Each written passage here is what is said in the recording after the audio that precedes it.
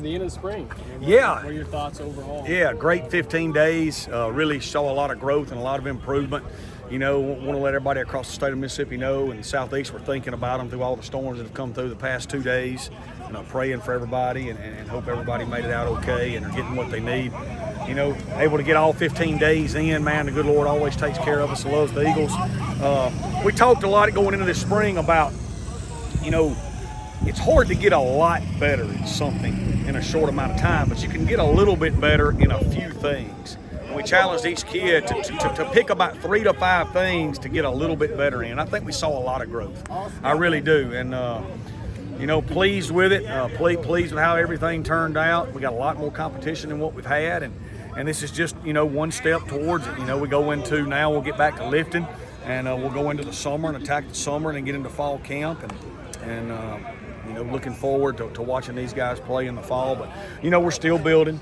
Everybody is at this time. It's become you know, much like Division II and FCS football at this level from the standpoint of you're building your roster all the way up to the day that fall camp reports. And so, you know, obviously we're in that mode too, and looking forward to the next phase of this off season and continuing to have that urgency and getting better and better. So that'll open up. Speak a little bit to your team culture. I think that's taking the next step. You know, your team culture in your locker room, the health of your locker room. Yeah, I think so too, Glenn. And not that it's ever been bad, but you know, I think we're in year 4, and we've stacked 3 recruiting classes on top of each other. We've got old kids in the program that have been with us now.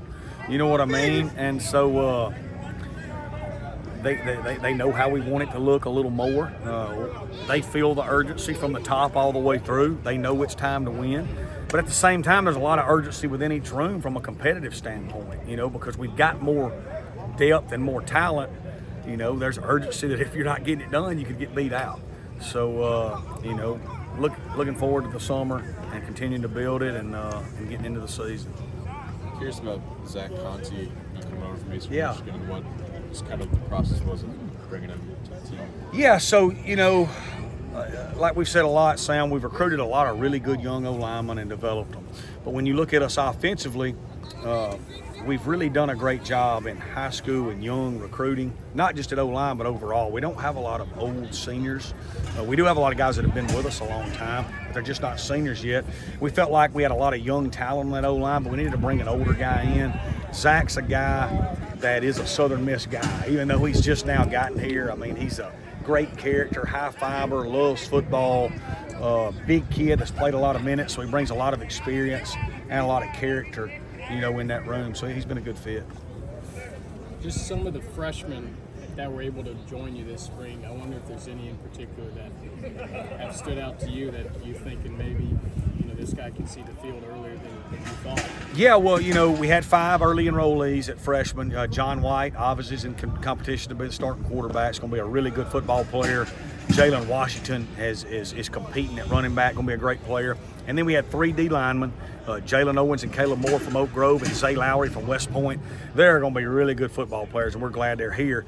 They're in a situation at D-line where we've got a lot of old veterans that are potential NFL prospects. So it's going to be a little harder for them to play right away just because of that, if we stay healthy. But all 5 of them, man, highly recruited kids from great programs, and we're certainly glad they're here. Do you feel like, when you look back at the spring, what's like the number one thing you feel like you've accomplished? Just a different level of accountability. You know, now that we're over that APR hump, you know, we have the ability now to where if somebody doesn't want to meet the standards of the program, they don't get to stay in the program. And you know, in our first 3 years here, that wasn't always the case. Sometimes we had to bend and allow people to stay in the program, even if they didn't deserve to be, because we had to keep everybody and graduate them to get them over the APR barrier. And that was extremely hard and difficult, you know, especially on me, because I believe in a standard and everybody meets it. So, you know, the urgency now of being over that hump and being able to run a program the way you're supposed to run it has been freeing for me, and it's been great for everybody throughout our program. So, lost a lot of, you know, players at linebacker who played a lot of just snaps over the last few years. What's just kind of the outlook of that spot right now? Yeah, excited about it, man. Desmond Baker and Trey Peatney coming in, 2 old guys that have played a ton of minutes at this level, high character guys that have really taken to our culture. Then we got some guys in Jalen Sims and Kobe Cage that were high-impact transfers last year that played a lot. They have grown. Jalen's really becoming a leader and was one of the highlights of spring. Then you got a young guy in Jacob Johnson that we redshirted that played in a few games for us, who's got a ton of talent. And then, you got Chris Jones coming in as a true freshman this summer. So we feel like our overall depth at linebacker is better than it's ever been. And we actually do have a lot of guys that have played a lot of minutes in that room, even though we lost some high-character guys, as well. Some of those guys in the defensive backfield, you can speak to them. I know Caraway's back. Brendan Tolles, how's he doing as far as recovering and everything? Yeah, so Caraway really took a step forward this spring. Had a phenomenal spring, really improved his game and his mentality, his approach. Also in academics, he's doing so much better. Brendan Tolles and Elijah Sabatini are two old guys that have played a lot of college football. That'll be cleared in May, so they'll be back with us. And then Centaurio Willis and Hayes Puckett are two guys that have played for us as well that'll be cleared. So, man, good Lord, you got to love a good sense of humor, you know what I'm saying? All right, but we don't quit, baby.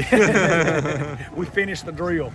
No, but all those kids really took a step forwards and excited about their overall growth and development. Yeah. What's just kind of next, on the calendar for the next couple of months until camp opens up? Yeah, so we'll lift and meet tomorrow and put spring behind us. Then we'll lift next week.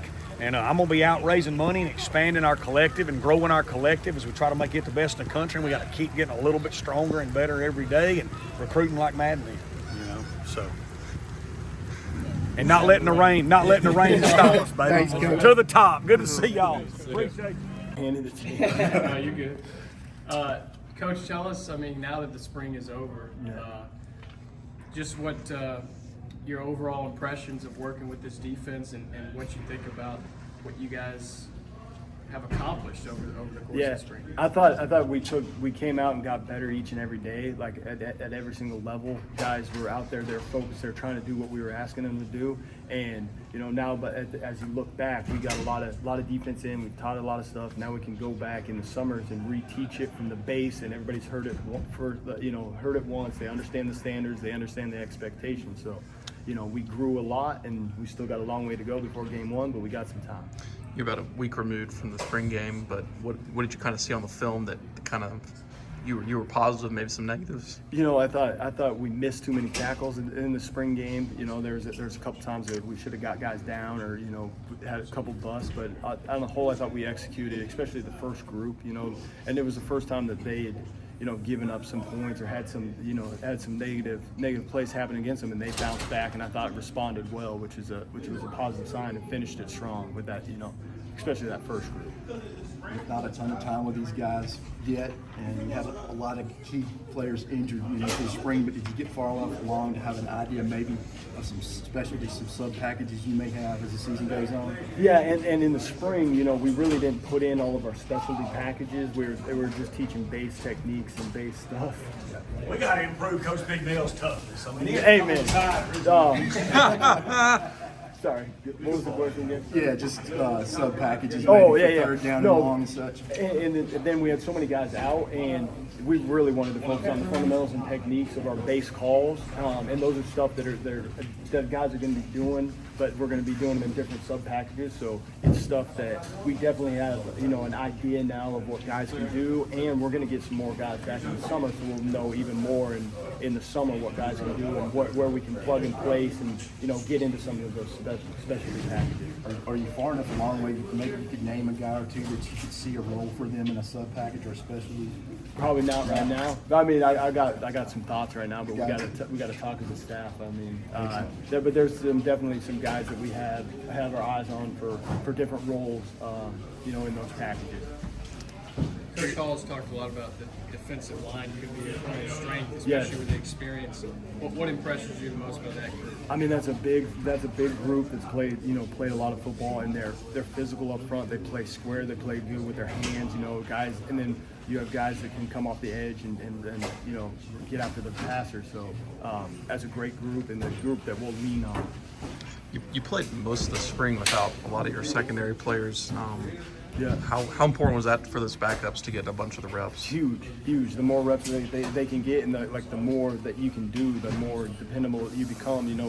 and a guy that can do multiple things is going to be very valuable for us. And then as guys come back, we'll get more guys into the mix and see what all guys can do and let it sort out from there and let them compete and go earn one of those jobs, Are you kind of eager when you get to the fall and you see your full defense kind of out there? Yeah, that's gonna be fun. It's gonna be like free agency here in May or May and June when these guys get cleared. There's gonna be a whole new group of guys that have been sitting here and hearing all the installs and everything. So it's not gonna be brand new to them. They've heard it once, so I can't wait for that. Coach, can you speak to a guy or two that maybe made some big strides over the spring, maybe at the top of your head? I think like Dylan Lawrence, like moving to the stinger position. I think he's been valuable. I think he's grown a long ways. I thought both of the inside linebackers, the Pickney and Jalen were awesome all spring. Those guys really, and there's a lot on the linebackers, and they did a great job all spring. And then I thought up front too, like Miko and Jalen, those guys. We figured we could count on them, but they were good as well all spring. Speaking of those linebackers, what's just kind of the outlook of that position? Just there were a lot of guys that were on the team last year that aren't here again. Yeah, and I mean there's open rules, and we brought in Des got a couple practices in, like halfway through. He got some reps, so we're excited about him to see what he can do as well. And then Pinckney comes in, obviously, and Jalen was here. I thought, that was coming into the spring. You had questions in that room, and I thought they did a great job. We're the guys that we can depend on. And then we get Chris here, coming in the fall. Like it's gonna be exciting, and a room that now has become dependable. What's just kind of their roles in your defensive scheme? And I don't know if you can maybe talk to how it's Run maybe and hit, different than what it was in the past. Run and hit. We're playing, way more zone stuff, and the fit structures. There are times it allows them to go, run through and create plays in the backfield. And then at times, we're indifferent. They're fitting off of stuff, and now just being a linebacker, playing, tracking the ball and getting the ball down. So we allow them to play downhill and get in the backfield and make plays, and then at times, tracking the back and being a ball player. Are you comfortable with your depth at the nickel, or is that something y'all may tinker with as throughout the summer? That's something we may tinker with. Like I thought those guys in that room did a great job all spring, but that's definitely one that if a guy goes down, you're definitely gonna need to have a plan. The way you guys want to play as far as attacking and getting to the ball. Yeah. How does that open things up for the back end for maybe making plays, and how do you feel like they have the right personnel back there? I thought in the back end, we want to be top down. We want to keep everything in front of us, and be able to play vision and break up the quarterback. And that's where, the tips and overthrows, if you're getting after the ball, like that's where all your turnovers are gonna come. And I thought in the back end guys, really, bought into that, and they really kept the roof on the defense. Which you keep forcing offenses to make them snap it again. Like good things are going to happen. They get tired of it. And eventually try to take a shot. You get them behind the sticks, and now you're getting them off the field. So. And I think the personnel in the back end, like Jay Jones is another guy, like you mentioned earlier, that had a great spring. He was consistent. MJ obviously moved over, and he was good all spring as well. Over the course of the spring, please, from a physicality standpoint, is that something you're going to continue to drill? Got to keep drilling it. Got to keep drilling it. We're getting there. We're getting better. Like everything, like we took steps. Like you could see progress throughout it, but it's not anywhere near where you want to be at the end. Like when we step on the field for game one, we're going to be more physical, ready to roll by that point. Good.